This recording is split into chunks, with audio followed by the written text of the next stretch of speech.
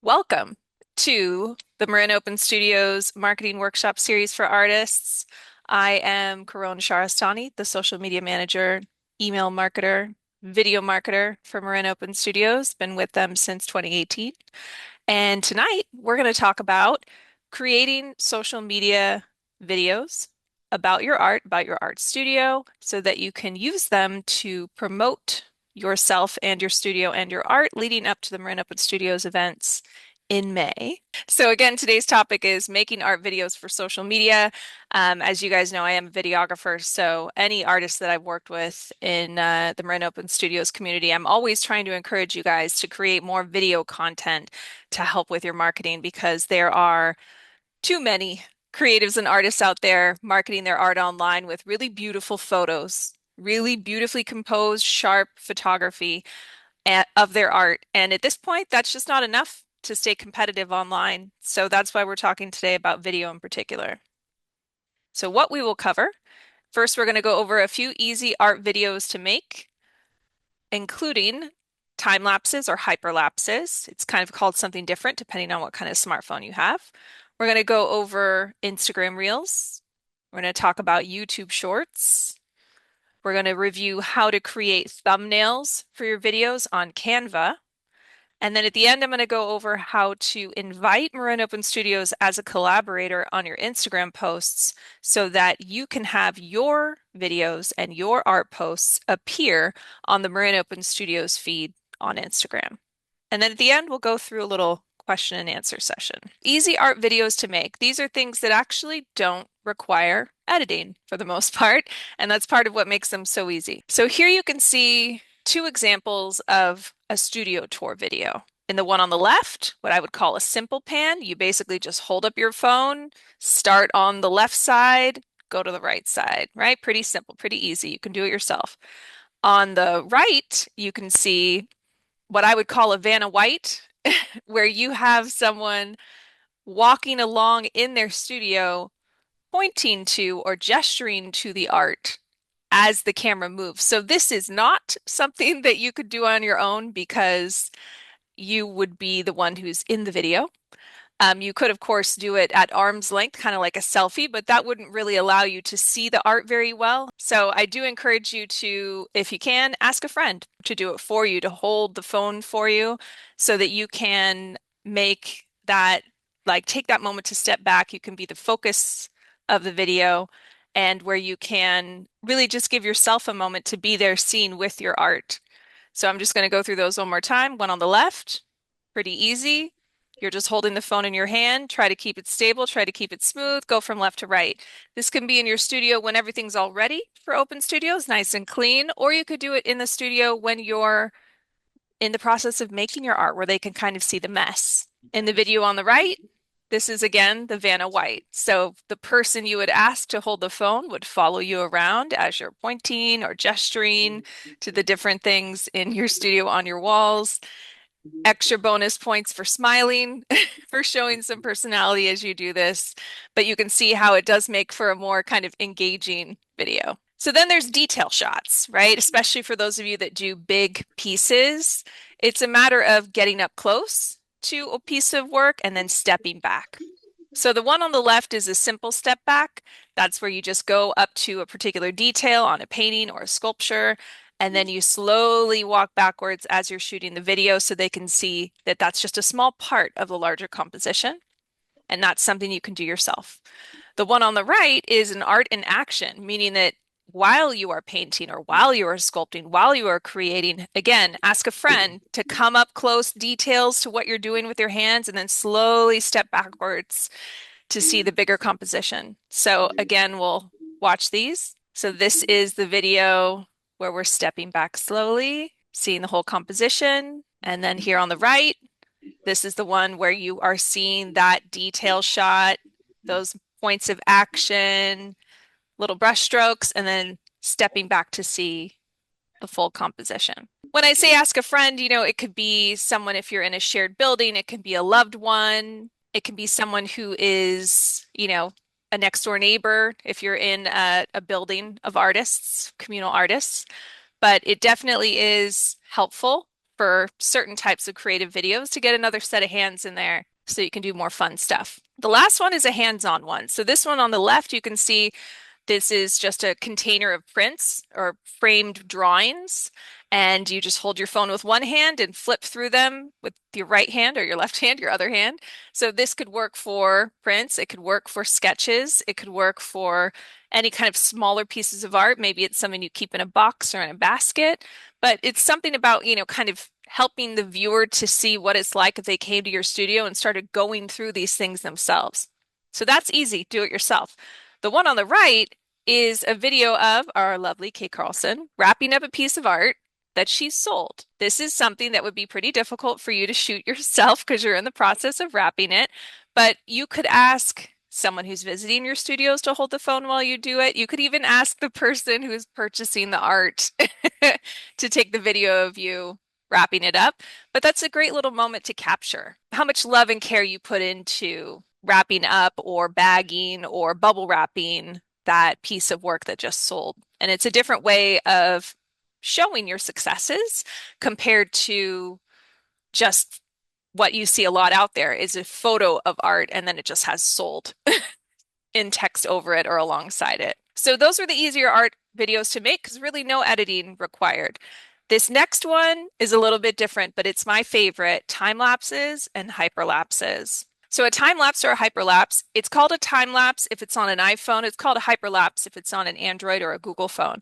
This is a built-in functionality that is part of your smartphone camera already. It's something you don't need to download as a separate app. If any of you right now wanted to take out your phone, go to your camera and then swipe left and right on the different options, right? Because on your camera phone, there's an option to take a photo and there's an option to take a video. There's also an option in there somewhere to do a time lapse or a hyperlapse. And it's really just your phone taking a photo every couple of seconds while it's sitting there watching something, and then it turns those little frames into a video, sews them all together. To make sure it's not too shaky, I recommend using a tripod or what's called a gooseneck. A gooseneck is just a phone holder that has like a bendable arm, kind of like when you see a piano light that has a bendable arm over the top of it. The cool thing about time lapses and hyperlapses is that you set it and forget it. You press the button for it to start recording, and then you just start creating. You start painting, sketching, sculpting, and you don't really have to think about it. And then once you have that video footage, have that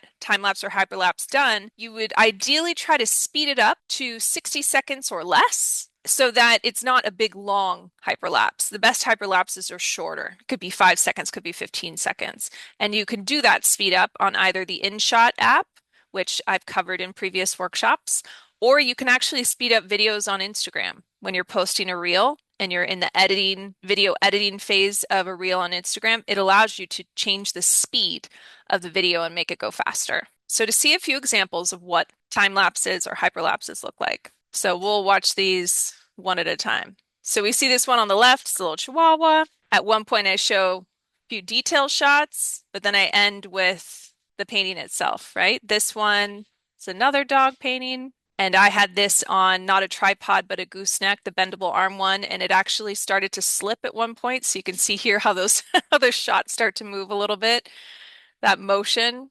But that's, another one where you could and then you just have a couple maybe zoomed in photos at the end to show the details. And then here is a human portrait in a time lapse, hyperlapse. I'm an acrylic painter, if it's not obvious. I tend to paint custom commissions, pets or humans, over a course of a number of days for 2 to 4 hours in each session. So these are combinations of time lapses or hyperlapses that I put together. So one more time.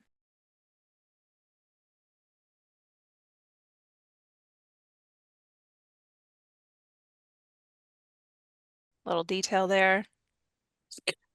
Second one. So these are all about between 10 and 15 seconds. So even if it was like 8 hours of work or 12 hours of work, it's bringing it all in to a shorter clip for social media so people can kind of get an idea of the time that goes into it. With this one, if you watch the light on top, you can see that it's lighter and then it gets darker, goes into the night. So you kind of get an idea of the time that passes. So time lapses and hyperlapses are my favorite way of marketing art. It is also something that people who commission me, because I primarily work on commissions. I don't usually paint for fun. I should paint for fun, but I don't. So when people commission artwork from me, this is actually something that they request. Is they are like, hey, can you make sure to send me a link to the video of you painting the portrait that I'm commissioning from you. So it's something that people have come to know me for on my social media. So Instagram Reels are one of the easier ways to put videos like a time lapse or a hyperlapse or any of those easy ones online real quick and get lots of exposure, lots of views and visibility. Just to keep you in, the know on what the specifics are for Instagram Reels, it needs to be 3 minutes or less, but the most successful ones are less than a minute. So it can be longer, but try to make it shorter.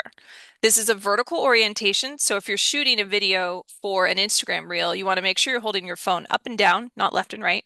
So a 9:16 is holding your phone up and down.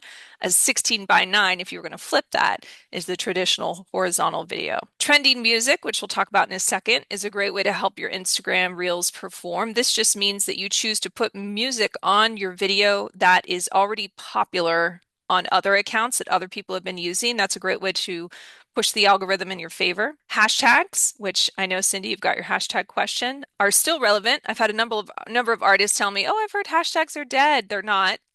They're just changing, they're just evolving. And then cover images are really important for Instagram because when someone is on your profile and they see videos shown under your bio, under your photo with your name, they don't move, they don't play until someone clicks on them to watch them. So if you have nice cover images for your videos, people are more likely to click and watch them. If they're just kind of a default image from the beginning few seconds of the video, which is what Instagram does, if you don't upload a custom cover, then it can be kind of blurry or won't really show the finished product of the art. And then that makes it where people are less likely to watch it because the thumbnail, the cover image, isn't very compelling. So for trending music, this is an example of what Instagram looks like on your computer. If you were looking at Reels, so over here you see the little menu, it has a house, and then there's the second one under the house is the little Reels logo. So if you were to go onto Instagram.com, log in, and then click on the Reels feed on the left underneath the house button, it would start showing you Reels like this in the center of your computer screen. And if you look at the bottom of a Reel on your computer or on your phone, underneath the name of the person who posted it will be the name of the song or the person who created the song that's playing. And if you see a little arrow pointing up and to the right, to the left of the name of that song, that means that it's trending. That means that a number of accounts on Instagram have used that song and that the Instagram algorithm now favors reels that use that song. So it's a really cool way to help your art get more eyeballs, get more exposure, get more followers, get more engagement from complete strangers who wouldn't find your art otherwise. So this is a way to get your art found by people who are not already your followers. And if you were to scroll through on Instagram, watch a few reels, and you hear a song that you like on a reel, and then you see that little arrow, you can click on it and it'll take you to the audio page for that song, and you'll see a little button that says use this audio, and you can create a reel using that trending music. For hashtags, Cindy Miracle asked, why is Instagram only limiting me now to 5 hashtags? This is a new update. Instagram used to allow you to do up to 30 hashtags. And in previous Marin Open Studios workshop trainings, I've said try to do somewhere between like 10 and 20. Don't usually max out at 30 because it's almost like it dilutes your search having too many terms. But in the newest Instagram update, it now stops the number of hashtags that you can put into a caption for a post at 5. So it's really important for you to do what's called hashtag research, where you spend a little time on Instagram figuring out what are the terms that you can use for your 5 hashtags on future posts that get enough action, that get enough search, that are used enough that it makes sense in terms of you casting a wide enough net. So you can see if you were to go on the Instagram app and search for the term Bay Area painter, it's showing you that Bay Area painter is 1,000 plus posts. That's not really a lot, right? Bay Area face painters or Bay Area painter contractor, Bay Area painters 2019, fewer than 100. So you want to try to find terms that are a big enough number that you are actually attracting a larger audience with that hashtag.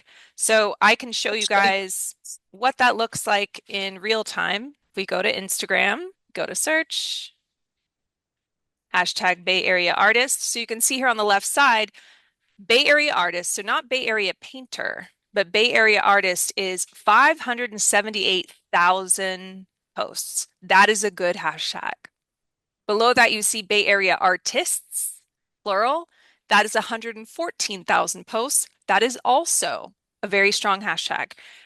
But you don't want it to be too strong. If you were to just do hashtag art, 9.8 million just for art photography, 11.2 million for art studios. It's not even showing me what hashtag art is. If I press enter, let's see if it tells me. Yeah, it's not showing. So, but this is showing you once you get into the tens of millions, 22 million for art collector, 15 million for art for sale, 56 million for art gallery. Those are a little too hot. Those numbers are a little too high because if I were to go to art gallery, this is the hashtag feed for art gallery. So it's showing me what are the most recent or most popular posts that have used the hashtag art gallery. It's something where after a while, you are not just like a drop in a bucket, you are a drop in the ocean because so many millions of people are using this term. It's actually difficult to stand out. By the time you're done posting your reel and you press publish and it posts, maybe 100,000 other people have used that term, have used that hashtag since you did. So just keep that in mind that you don't really want something in the tens of millions, but in the hundreds of thousands, like 100,000 or 500,000, that's a good midpoint to stick with. So YouTube Shorts. It's an interesting time right now for YouTube Shorts because, we all know about TikTok. I generally do not encourage artists to download TikTok or use TikTok because it's just one more platform. And if you already have Facebook or Instagram, those are great for video. You don't need TikTok, is what I'm saying. But just this last year, summer of 2025, for the first time since COVID, YouTube Shorts are now more viewed internationally than TikTok videos. And this is an important thing to note because TikTok has really dominated short videos for a long time. And so the fact that YouTube Shorts have now surpassed TikTok in the number of views that people have every single day, it's getting more views than TikTok. That is significant, and it has to do with YouTube's updates of its own video algorithm. And there are a lot of different ways that you can use YouTube videos beyond just, helping you get subscribers or building a channel on the platform itself. YouTube Shorts, also similar to Reels, are 3 minutes or less. It's also a vertical orientation, 9:16. And the difference, though, is that YouTube doesn't have the same music permissions that Instagram does. Instagram has a lot of music loopholes that you can use where you can use a Beyonce song or a Rolling Stones song and it's fine, you have permission. But on YouTube, it's more strict. So with YouTube videos, you want to make sure you're only using what's called royalty-free music because if you put a video on YouTube Shorts that has copyrighted music and that individual artist that musician hasn't given permission, then you can actually have your video muted, meaning that it'll be up there just completely silent, or it can be taken down, neither of what you want. The good thing about the InShot app, which I talked about earlier, is that it does have royalty-free music albums built into the app that you can use anytime, and those work perfectly on YouTube. Hashtags are also important on YouTube, just like they are on Instagram. Doing about 5 is a good number. But the cool thing about YouTube Shorts is that once you put a video on YouTube, either as a short or a basic YouTube video, that means you can then put it on your website or embed it in an email campaign with MailChimp, Constant Contact, or any of these kind of email marketing platforms. You can actually copy the YouTube link and put it into your design on your email so that it's clickable for people to go from your email in your email inbox to watching your video on YouTube. And it's trusted. Like people recognize kind of the little YouTube play button. And it's a great way to get more people to open your emails, more people to engage with your emails. And if you're looking at these types of stats, click-through rate on emails. We have done a workshop previously on just email marketing and those types of stats and why it's helpful to have an email marketing platform. But to any of my clients that I work with, when it comes to email campaigns, an email with a video is always better than an email without a video, especially when people open their emails from their phone.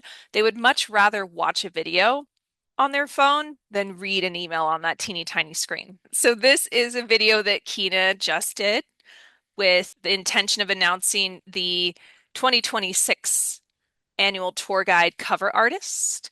And so we talked about creating this video for Marin Open Studios for her to make that announcement and then putting that on Instagram Reels, Facebook, and as a YouTube short. So what she did was she recorded video footage of her talking to the artist about the cover image. And then she sent that footage to me and I edited it together in InShot.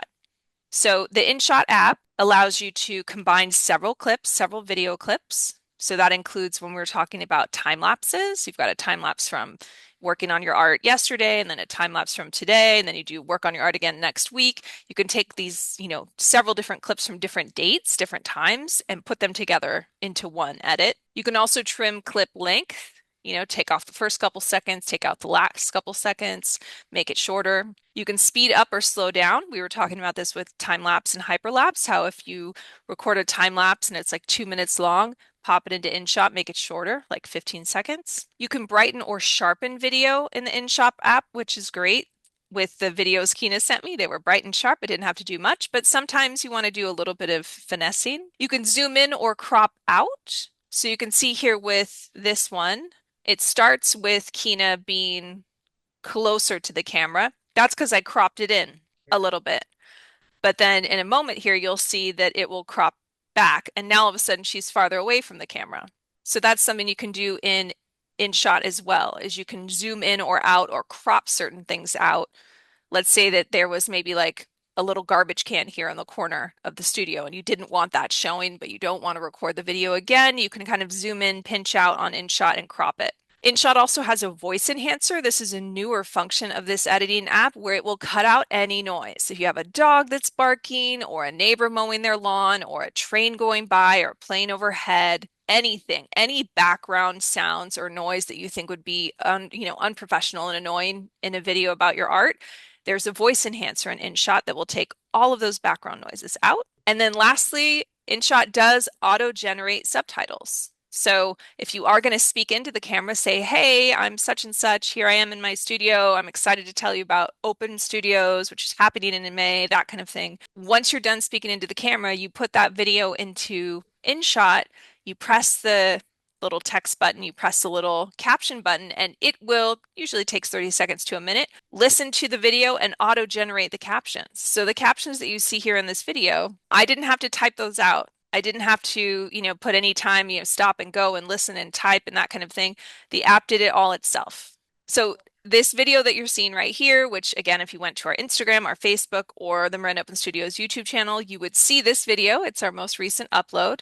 And this particular part of the presentation, it's just to show you that on your phone, it is possible to do what would be considered more sophisticated video editing. Stuff where you feel like it looks really professional. It's not done with a big camera. It's not done with expensive software. And it's not, anything that's going to take an insane amount of time.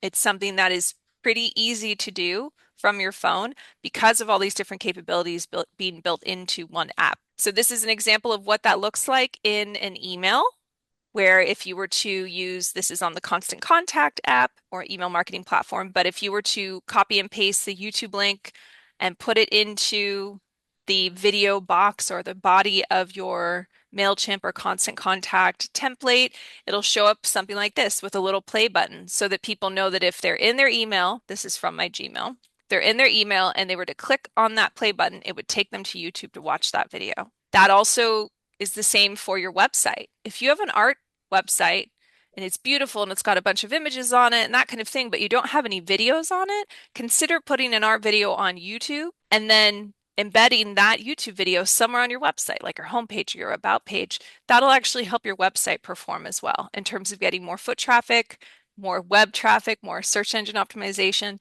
but also people spending more time on your website because they're watching that video, which is a big indicator to Google on whether or not they should keep showing your website to people when they search for art-related terms. So Canva thumbnails are, we talked a lot about Canva in previous workshops, but it's a great way, especially for YouTube and Instagram, to make sure that people click and watch this video that you spent this time on, because whether you're on a YouTube channel or on an Instagram profile, it's just a bunch of still images, and people decide whether to tap or click to watch it based on what the thumbnail looks like. So which would you watch if you were on Instagram or YouTube and these were your options? This one over here where it's just a hand with a painting, kind of, obviously it's an action shot of sorts. Or this one over here where it says dog art time lapse with text and has a picture of the finished product, right? I'm biased.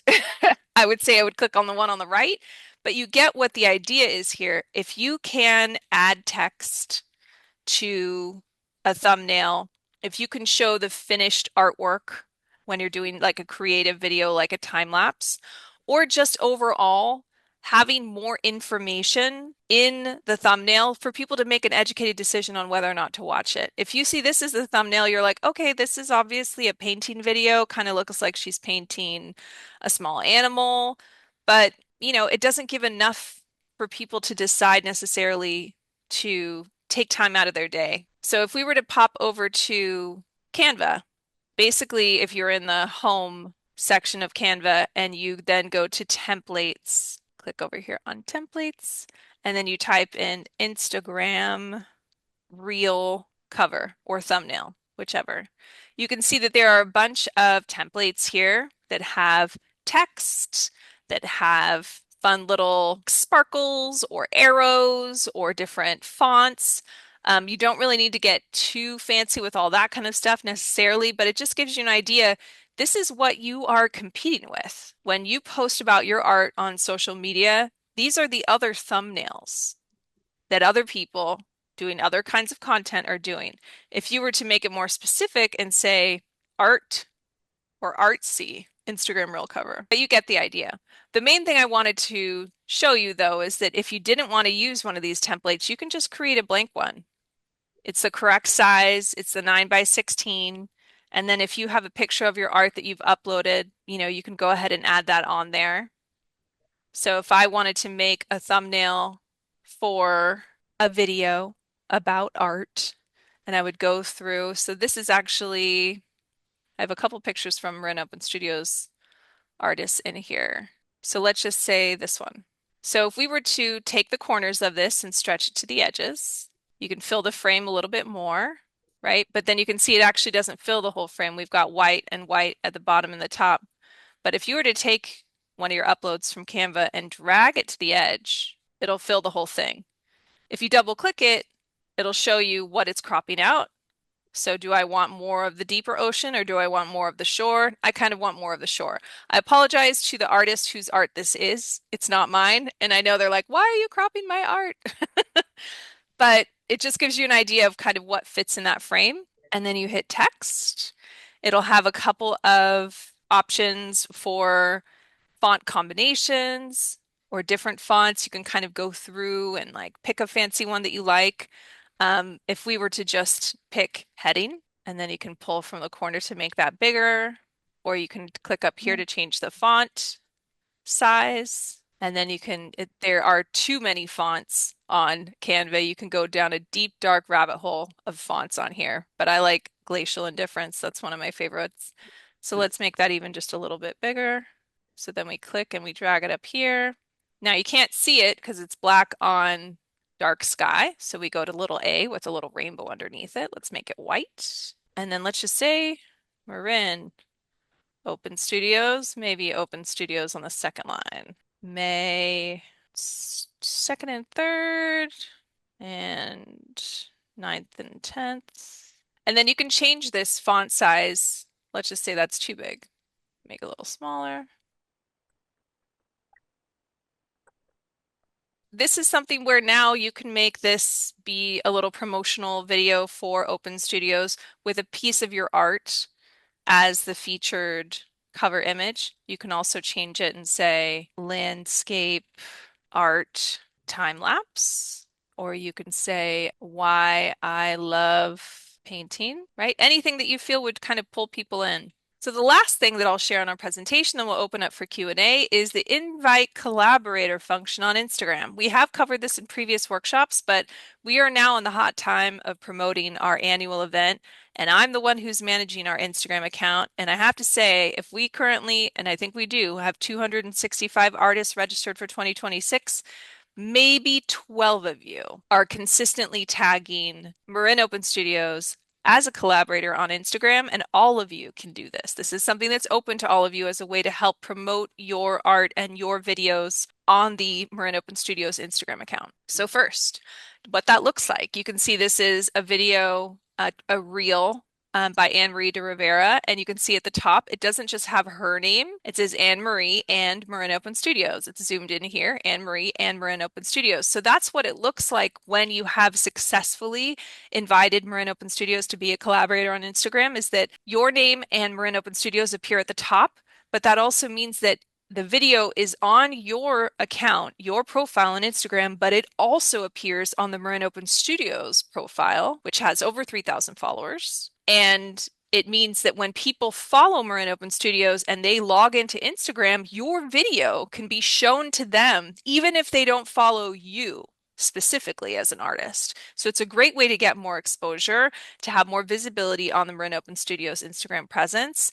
And it's a great way to boost your engagement, to get more comments, to get more likes, to get more followers. So how you do that, when you're posting on Instagram and you get to this window of the Reels function, for instance, and you see it has a place to add a caption. Below where you add a caption, you should see an option that says tag people. And what you will be tagging is at Marin Open Studios, all one word. There are other things you can do here, like location, and this is where you can add your trending music, but this is the one you want to pay attention to, the tag people button. So once you hit tag people, you'll see another button that says invite collaborators. Makes it pretty easy, right? So you click that invite collaborators button. It'll have a search bar at the top. You type in Marin Open Studios. Actually, if you just type Marin O or Marin OP, it'll probably auto-populate it. And you can see, yes, this is Marin Open Studios. Yes, that's the logo we know. And you click to select the account that it's showing you based on the search. And then once you do that, you'll see now collaborators. If they accept, your post will be shared with their followers and they will be shown as authors of the post. So invite collaborators is just a little, 2 to 3 part step in addition to the other things you're doing before you post your reel, but it's a great way to get more visibility, more exposure, and more engagement. And as I said, I'm the one who's managing the Instagram on Marin Open Studios. So as soon as I see you inviting us to collaborate, I will accept it. I will share your art or your video to our stories, and you will immediately see your video or your art post appear on our feed, in addition to appearing on your profile. And of course, once you do this and you invite collaborators, just hit that little check mark and that'll take you back to this window where you can finish writing your caption and then you hit share. So make sure you do all those things. Caption, tag us as a collaborator, and then hit the share button to actually publish it. If you are sharing a post to stories, right? This is a little different than a feed. If you hit the A button in the menu on stories, which is to add text, you can start typing at Marin Open Studios and it'll do the same thing. It'll say, oh, do you mean this Marin Open Studios? And then when you do that, you will have tagged us in your story as well. It's a little redundant because as soon as I see a post from you where you've tagged us as a collaborator, I will share your story to the Marin Open Studios stories. But if you wanted to, you can also tag Marin Open Studios in any stories that you create, not just in feed posts. We're now at the Q&A session of our presentation. I'm going to stop the share for a moment and see what we have in the chat. And then if we have any other questions beyond what's in the chat, we'll go for that. So Cindy, you got the answer, right? It's limited to 5 now on Instagram. Yep. Yes. Technically, you can put more hashtags in the comments section of an Instagram post, but it's better just to curate. Sure. What are the five strongest? Between posts, I mean, not always have the same five. Yeah, absolutely. Yeah, you want to have some variety there. You if you are an oil painter, one of the regular ones you can do is oil painter, or if you're a Bay Area artist, which we all are, you could say Bay Area artist. But then it's good to have one or two hashtags in the five that are specific. So Mhm. like landscape art or figurative portrait or handmade art or whatever it might be. I know when you get into like sculpture and tapestries and things like that, there are probably a lot of really cool unique hashtags in those. But when you're just talking about painters, if you're doing something up close, maybe it's brush strokes. If you're doing something about open studios, hashtag open studios, right? So trying to kind of customize it a little bit to what you're talking about. As Oh, far as the collaborators, can we do more than one? I mean, yes, I yes. see. Excellent question. You can do up to five. Okay. Oh, So an ICB artist could tag ICB's artist account and Marin Open Studios account. If you are in MSA, you can tag MSA and Marin Open Studios. If you're in Mocha, Marin Mocha, you could tag Marin Mocha and Open Studios.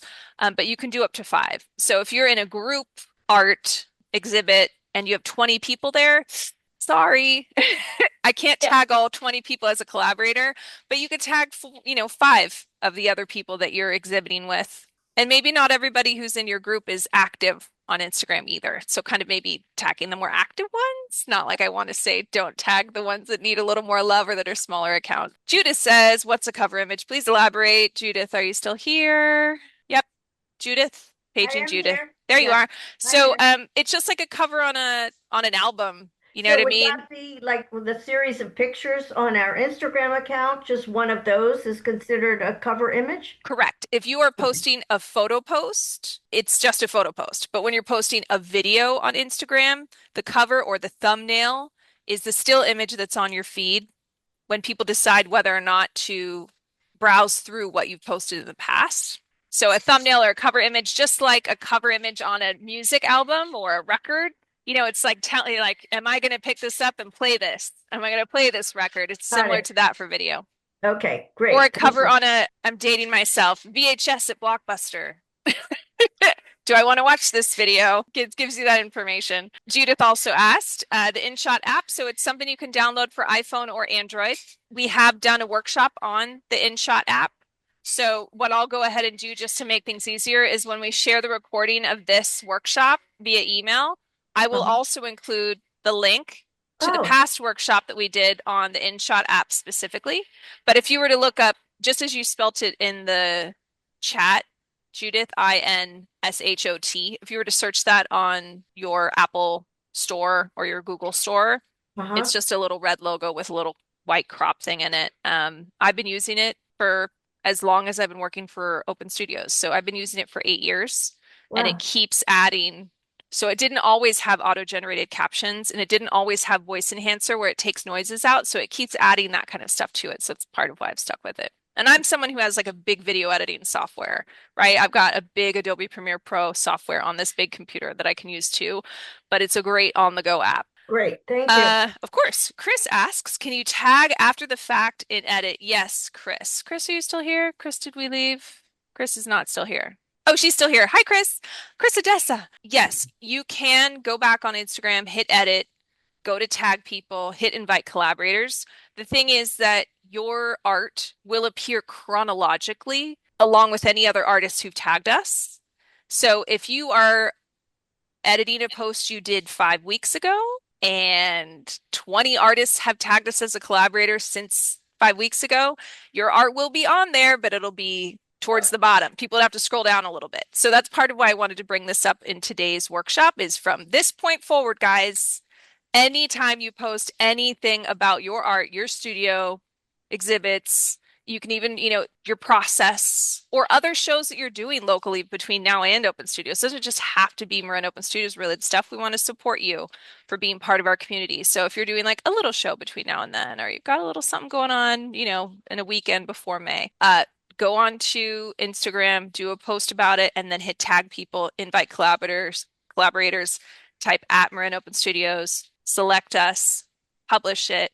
And then, like I said from the beginning in those slides, you can see at the top your name and Marin Open Studios. That'll show you that you've done it successfully. And then if we go to the Marin Open Studios Instagram, you'll see it right away in our feed chronologically, along with everybody else's. There are a number of artists who are very good at tagging us as a collaborator. So you might see right now every fourth or fifth or sixth post, you're like, is that the same artist? Is that the same artist? Yes, certain artists are really good about tagging us as collaborators, but this is something you can do year round, not just now during this push. I just want to make sure everybody understands how. Kina, do you want to share the tips you gave before shooting the video? Oh, Kina, great idea. And I'm going to go ahead and share one more time because I have an offer for you guys who are still on the call. If any of you have any questions about video, about Instagram, about Canva, about InShot, about any of this, this is a QR code you can scan to schedule a complimentary 15-minute Zoom call with me. Judith was saying before we started the recording that she's done one of these sessions with me and she found it very helpful. It's really something to just give you a little bit of extra hand holding, give you a little extra support, especially if you're shy in this group dynamic, you feel like you don't really want to ask a question in front of everybody else. So if you pick up your phone, open your camera, hold it up to your computer screen, and then tap the little link that comes up, that'll take you to my calendar and you can schedule a time with me, anytime in the coming weeks. Today's workshop is my last workshop of this series before Open Studios because we did have Stephen Wagner previously, and we will have Martha Zlatar coming up in April. So today is my last one. But you can schedule this 15-minute call with me anytime in the weeks leading up to Open Studios, and I'm happy to meet with you and help you to, solve anything you might be struggling with or get some clarity on something that you feel like you might need a little more explanation. What I had shared with Kina, and let me just check the chat. Oh, yay. Antonia, happy to know it. Also found it helpful. So what I shared with Kina before she shot the video announcing Fawn Bailey as our cover artist for 2026's tour guide were a couple of things about shooting. One of them is make sure you're always facing a source of light. That can be a window. A window is great. I love natural light, but some of you probably have seen ring lights or selfie cameras that have lights, things like that. Just any source of light so that it's evenly on the face. The worst thing you can do is make a dark video of you and your art. So light is important. If you're one of those people that has an art studio with no windows, then you would invest in an LED light or a ring light, but you want to make sure that that light is there. For the ladies, this applies to the men as well, but for the ladies in particular, make sure your phone camera is at eye level or higher. We've all been there, right? Where you've opened your phone in your lap and the camera comes on and you kind of see that triple chin. Yeah. Not flattering, not cute. So if you have the phone camera at eye level or a little bit higher, that is a great way to avoid that. Look a little younger, if you will. You also want to use the highest resolution camera on your phone. So you would think when you're making a video of yourself that you should be having the screen face you so you can see yourself like a mirror, right? Unfortunately, wrong. That is not the strongest camera, that little teeny tiny one at the top of your screen. The strongest, best cameras on your phone are the ones on the back. So if you don't have a friend helping you shoot something and you're shooting it yourself and you're putting it on a little, shelf or on a tripod, things of that sort, you want the back of your phone facing you where you cannot see how you look while you're doing it. But that way you can just look straight into the camera lens and you're getting the highest quality footage as far as like pixels and sharpness, the highest quality footage that you've got. As far as talking videos, I know a lot of artists are just kind of squeamish about marketing in general, but especially talking about themselves in a way that can be seen as like salesy. One of the best ways to help you pace what you're saying and not trip on your words or lose your train of thought or completely forget what you were going to say is to do power statements where you are taking one sentence at a time. Hi, my name is such and such, and here I am at my studio. Take a breath, take a break. Next sentence. I'm excited to share that I'm doing Open Studios this May, first 2 weekends of May. Take a breath, take a break. Third sentence. I'm located at such and such address, and I'll be open both weekends from 11 to 6. take a breath, take a break. Last sentence. So save the date now, and I look forward to seeing you the first 2 weekends of May. Then on InShot, or actually on the Instagram app, because Instagram does have editing capabilities now, you would take those 4 little sections, trim or split out the little sections of you thinking or breathing in between, and you zip them all together. So the video that I showed earlier of Kina talking with Fawn, where it had the little subtitles, she actually sent me a couple of videos of her making different statements. And then I chopped the best statement from each, took off the beginning and the end, made it tight. But it really allows you to make a talking video without any sort of media training, without memorizing, or without trying to read while you're talking, like teleprompting, that kind of thing. And then a really fun one is if you think you're awkward on camera, you absolutely are. So the best way not to be awkward on camera is to do a fake out loud laugh right before you do each sentence. It sounds maniacal, and if you're doing it with like your husband or your neighbor nearby, they're going to be like, what is that person doing? Why do they keep laughing repetitively in a fake way? But doing a fake laugh before you talk on a video actually warms up your face muscles and helps you to look more approachable and a little less awkward and stiff. So Kina, I feel like benefited from those cues, and I like how the video turned out. Cindy has one more question. Can you review the difference between a story, a post, and a reel? Yes, Cindy, I can. All right, real quick, and then I think we're going to be done for the night. So if we are on Instagram and we're on the home page, so this is on a computer and it'll look different on your phone, but when you're on the home screen of your Instagram, the feed posts or reels are the ones that go up and down like this, right? These are different videos, posts, or carousels is when you're scrolling up and down. That's a feed post. And for any of these, if you were to go and click on one of these accounts, it'll take you to that person's account, right? And now you can see all of their feed posts or all of their reels. These are some really nice thumbnails. So that is feed posts, reels, carousels. These are things that are on your profile forever unless you delete them, right? Up here, these are stories. When you log on from your phone, it'll be in the same place. It'll be a bunch of cute little circles at the top of your screen. The difference between stories and posts or reels is that stories disappear after 24 hours. So these are meant to be a way to amplify what you've posted on your feed, like you post a reel or you post a picture of your art and you share it to your stories. So it allows you to get more exposure when you share it to this place where it's only going to be there for 24 hours, but it helps. The difference with stories, though, is that they don't swipe up and down like this one. They go left and right. Oh, got it. So this goes like this, right?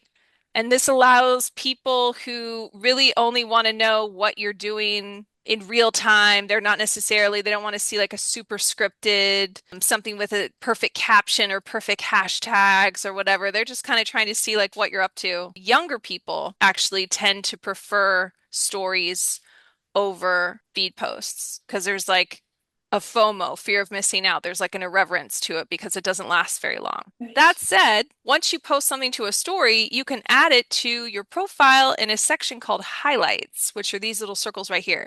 So you can see that I've got one called 2025 Pet Art.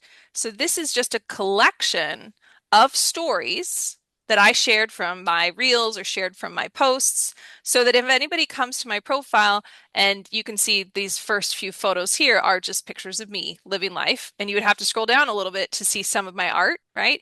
If you don't want them to have to scroll down to look for certain types of art that you do, for instance, you can make a highlight with a bunch of the stories collected, like curated.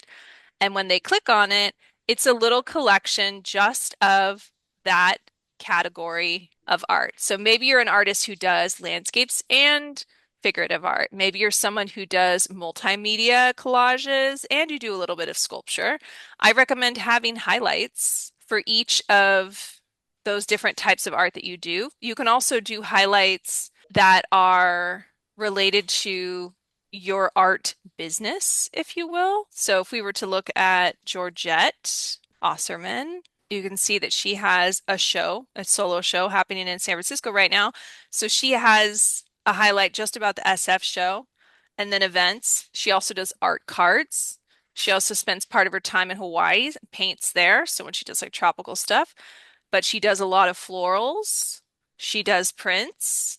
She does collage. And then you can have other things too, like VIP list. If you wanted to get more people to join your email list, you can kind of create like a little funnel for that, and fruit and varnish and sketches and that kind of thing.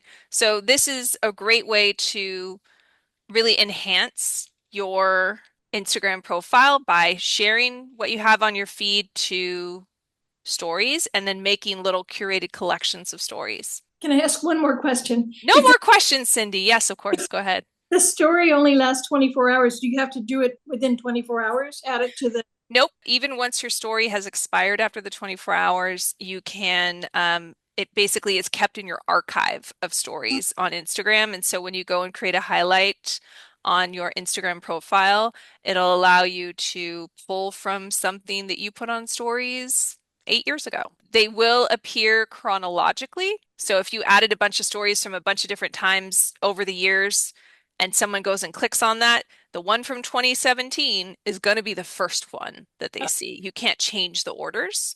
Okay. So if people want to make a highlight and like curate it in a really specific way, like I want this flower first, and then this flower, and then this flower, just find that flower in your feed, share it to stories. Minute later, find another flower in your feed, share it to stories. And because those are chronologically posted to stories in that series, those timestamps, then when you add them to your highlight, that'll be in that exact order that you shared them. I know it's got Karen, I'm highlights is sorry. kind of more advanced. Yes, go ahead. How do you actually group the highlights into specific collections? Yeah, so you on your Instagram profile, if you were to go on your phone and you go to your profile, so not the home button where you're looking at other people's stuff, but you go to your profile where you see your name and stuff like that. If you don't already have little circles of highlights, you'll see a little white circle or a little black circle with a plus button in it to create your first highlight. And when you tap that, it'll show you all of the stories you've ever done, and you go and start tapping on your phone which ones you want to put into that collection. You saw with mine and with Georgette's, you can do a custom image on the little circle. You can do custom text underneath it.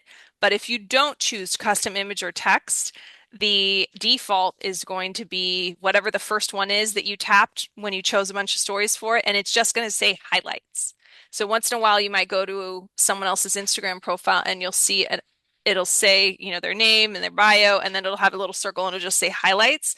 That means they created a highlight, but they didn't customize it. Does that make sense? Sorta. So you're saying once you click the plus button, Uh-huh. you have the titles of the story highlight groups or collections that are already there or that you made previously? So let me just ask, have you ever made a highlight? Yes. Great. And so are you asking more to be able to edit your existing highlights or to create a new highlight? Well, I'm actually probably just moving forward.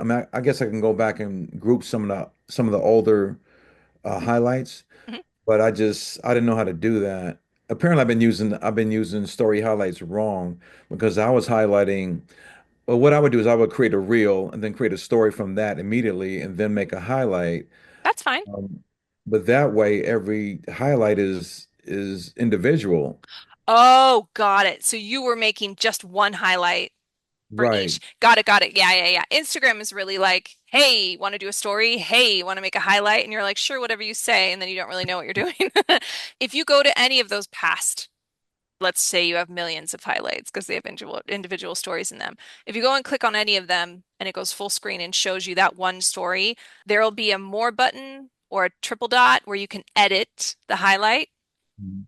and that's where you can add to it. Okay. If you were to go and edit it and you deselect the only story that's in there because it's only got one story in it, the highlight will disappear. They'll be like, okay, you only had one thing in there and you're taking it out, so sayonara. But if you were to, whether you create a new highlight and you select multiple, or you go back to a previous highlight and you edit it to add more to that category, then I would absolutely change the little circle cover image, change the text to reflect like what is it? What are you featuring? What makes this different from other highlights on your profile?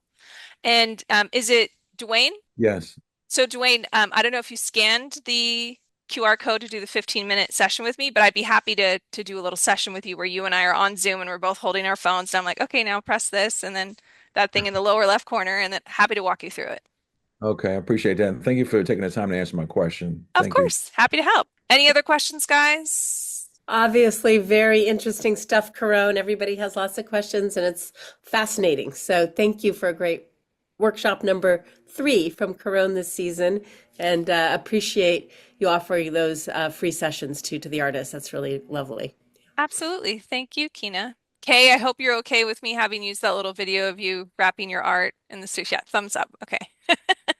Kay's used to me sneaking up on her with my camera whenever we're around Open Studios. Oh, you're muted, Kay. Caron, you are a jewel and a treasure for Marin Open Studios artists. Thank you. Thank you. I agree. No, I'm kidding. Okay, guys. Well, I really appreciate your time tonight. So lovely to see all of you. If you didn't get a chance to scan that QR code, like I said, I'll be sending out the recording and the QR code will be in there. I'll also include the link to the InShot workshop that we've done in the past. But if you have any questions about anything, do schedule that little session so we can help you get clear, move you forward. I'm wishing you all a wonderful rest of your Monday night. And so we'll be signing off for now. You're welcome. You're welcome. Yeah. Thank you so much. Thank you, Have a good Caron. evening. Thank you. Adios. Adios. See Au you. revoir. Night. Thank you. Sayonara. Bye-bye. Night all. Ciao Bye. for now. Thanks for being here. Bye-bye.